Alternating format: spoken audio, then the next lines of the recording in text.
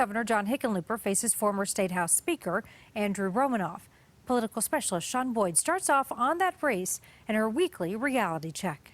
It's Republican Dick Wadhams, Democrat Mike Dino. Thanks, guys, for coming out to my place again. So it's hard to believe, but in just a few days, we will know who is going to take on Republican Senator Cory Gardner in November. One of the biggest races in the country. It could determine which party controls the U.S. Senate. Democrats' choices: former Governor John Hickenlooper and former Speaker of the State House Andrew Romanoff. Seen a barrage of ads in these final weeks, and that suggests it could go either way. Regardless, Mike, I gotta think this is exactly the kind of nastiness that Democrats wanted to avoid heading into that general election. I don't think Democrats wanted to have this contentiousness at this point in time. It's happened before, and I think a big positive thing is that Governor Hickenlooper got the endorsement of Senator Warren. That was a big deal. Finally stemmed some of the tide of things that weren't going in his direction. And overall, whoever the Democrats select, it's going to be tough for the Republicans. The New York Times has come out with a lot of polls, not one specific on Colorado yet, but other senators, Republicans running, incumbents running around the country are really underwater because of President Trump. He impacts them tremendously, and that's going to continue to be a problem for Senator Gardner in the general election. Well, I think there's always been a presumption that Hickenlooper would be the nominee.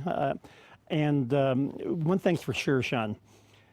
A month ago, it looked like Hickenlooper would win a fairly easy win over Romanoff.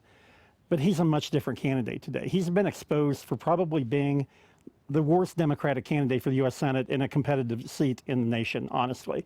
And on top of it, his negatives have gotten to be moved much higher than they were earlier. His ethics convictions, being held in contempt, the fact that he took millions of dollars of corporate contributions and didn't disclose them. I think all these things have weighted him down.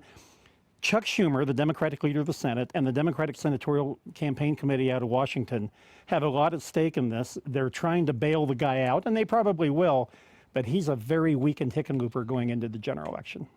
So the other big primary races on Tuesday are in the 3rd Congressional District. The incumbent, Republican Scott Tipton, is being challenged by restaurant owner and vocal gun rights activist Lauren Boebert. On the Democratic side, 3-term state lawmaker Diana Mitch Bush is up against business owner James Iacino.